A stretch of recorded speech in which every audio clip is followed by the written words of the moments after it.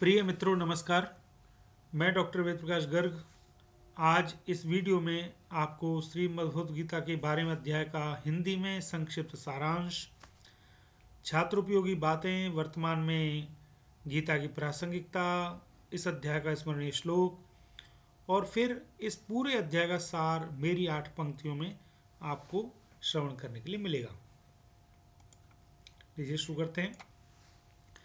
इस अध्याय का नाम, जो कि 12वां अध्याय है, इस अध्याय का नाम भक्ति योग है। इसमें 20 श्लोक हैं, मात्र 20 श्लोक, छोटा अध्याय है पर काफ़ी गहरी बातें इसमें मिलेंगी। अध्याय के प्रारंभ में अर्जुन कृष्ण से पूछते हैं कि कुछ लोग आपके सगुण रूप को श्रेष्ठ मानते हैं, मतलब सगुण उपासना को सही मानते हैं, और कुछ निर्गुण रूप को। आपके अनुसार इन दोनों में से श्रेष्ठ कौन सा है? कृष्ण कहते हैं कि दोनों ही मार्ग अच्छे हैं। सगुण रूप के लिए अतिशय श्रद्धा होना बहुत जरूरी है, और निराकार रूप में जो मेरी पूजा करते हैं वे सभी प्राणियों में समान भाव समझते हैं और सभी प्राणियों के कल्याण के लिए लगे रहते हैं, परंतु निराकार रूप की पूजा के लिए बहुत परिश्रम की आवश्यकता है। तो इसका अर्थ ये निकला कि हम ये कह सकते हैं कि दोनों ही भक्त श्रेष्ठ हैं, पर साधारण लोगों के लिए तो पहला रास्ता अच्छा है, परंतु जो ज्ञानी हैं, जो योगी हैं, उनके लिए दूसरा मार्ग अर्थात निराकार के मार्ग पर चलना काफ़ी कठिन काम है। तो इसलिए छोड़ ही न दें, इसलिए सगुण को अपनाया जा सकता है।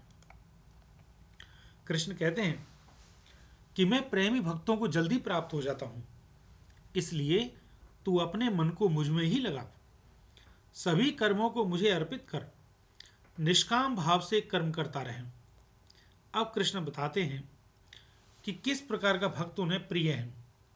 तो वे कहते हैं, जो सभी प्राणियों में द्वेष भाव नहीं रखता, अहंकार से रहित रहता है, सुख दुखों में समान है, क्षमावान है, मन इंद्रियों को वश में करता है और दृढ़ निश्चय वाला है, वह मुझे प्रिय है।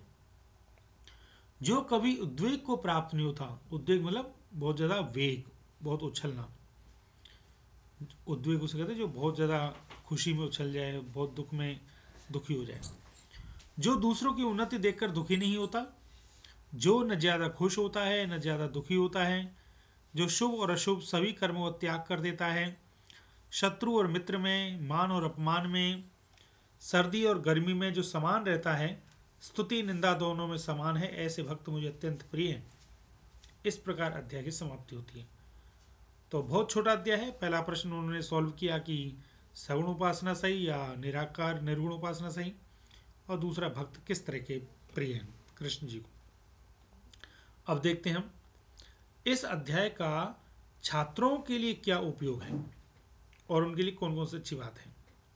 तो पहला बिंदु देखिए, छात्रों के लिए कि विद्या के मार्ग सारे अच्छे होते हैं, अर्थात सारी पढ़ाइयाँ अच्छी होती हैं, पर विवेक पूर्वक उनका ज्ञान होना जरूरी है तथा श्रेष्ठ मार्ग ही चयन बच्चों को करना चाहिए, अपनी योग्यता के अनुसार, अपने विवेक के अनुसार, अपने भविष्य के अनुसार।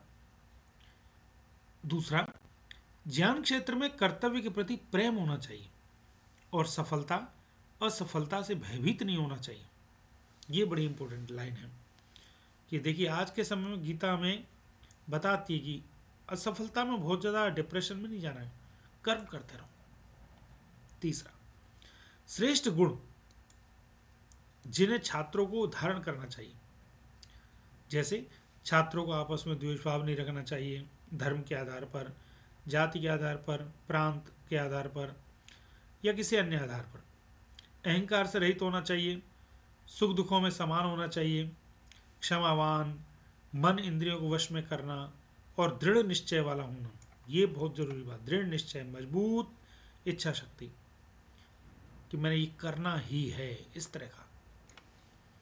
अब देखते हैं वर्तमान के समय में गीता की क्या प्रासंगिकता है इस अध्याय के संदर्भ में, कि सभी मार्ग अच्छे हैं पर विवेक पूर्वक उनका ज्ञान होना चाहिए तथा श्रेष्ठ मार्ग का ही हमें चयन करना चाहिए। दूसरा, किसी भी क्षेत्र में कर्तव्य के प्रति प्रेम और सफलता असफलता को ईश्वर को समर्पित करना चाहिए।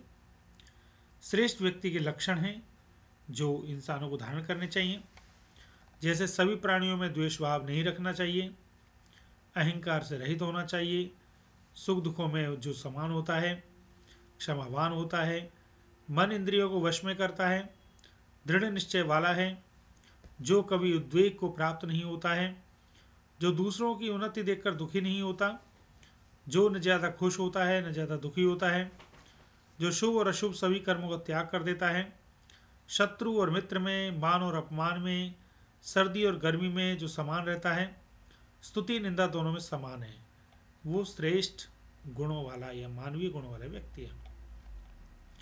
अब देखते इस अध्याय का स्मरणीय श्लोक। कौन सा एक श्लोक ऐसा है जिसको हमें याद करना चाहिए इस अध्याय का? यह अद्वेष्टा सर्वभूतानां मैत्रः करुण एव च। अद्वेष्टा सर्वभूतानां मैत्रः करुण एव च। निर्ममो निरअहंकारः समदुःख सुखक्षमी। सभी भूतों के लिए, सभी प्राणियों से अद्वेष्टा, द्वेष न करने वाला, दोस्ती वाला, मैत्र और करुणा वाला, निर्मम, मैं करने वाला नहीं, और बिना अहंकार वाला, सुख और दुख में समान रहने वाला और क्षमा करने वाला, ऐसा व्यक्ति को होना चाहिए। अब इस अध्याय का सार मेरी 8 पंक्तियों में। आपकी पूजा प्रमुख द्विविध है, सगुण निर्गुण अभिधान है। इनमें क्या है श्रेष्ठ मित्रवर, मेरे मन में संशय है।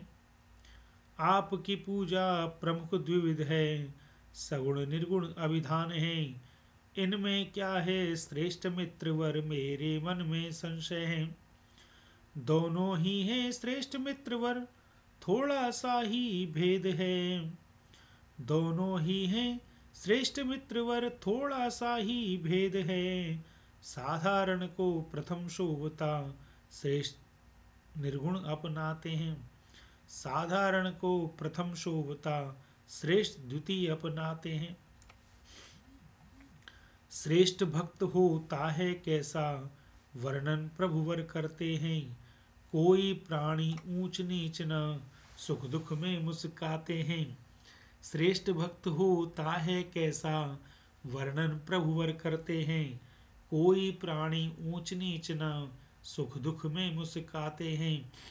क्षमावान मन इंद्रिय निग्रही, निश्चय उनका मूल है। क्षमावान मन इंद्रिय निग्रही, निश्चय उनका मूल है। शत्रु मित्र सर्दी गर्मी में, सममार्ग अपनाते हैं। शत्रु मित्र सर्दी गर्मी में, सममार्ग अपनाते हैं। तो प्रिय मित्रों, मुझे पूरी उम्मीद ही नहीं पूर्ण विश्वास है कि आपको श्रीमद् भगवद गीता के 12वें अध्याय का हिंदी में सरल और संक्षिप्त सारांश, छात्र उपयोगी बातें, वर्तमान में प्रासंगिकता, अध्याय का स्मरणीय श्लोक और पुनः इस अध्याय का पूरा सारांश आपको काव्य में प्राप्त हो गया और आपको समझ में आ गया है। आप इसको जीवन में उतारेंगे। आपका बहुत बहुत धन्यवाद। जय हिंद। अगर आपको यह मेरा प्रयास अच्छा लगा हो तो आप मेरे YouTube चैनल वेद प्रकाश गर्ग को अवश्य लाइक शेयर सब्सक्राइब करें, और आपका कोई सुझाव हो तो vedanuag@gmail पर मुझसे संपर्क करें। बहुत बहुत धन्यवाद।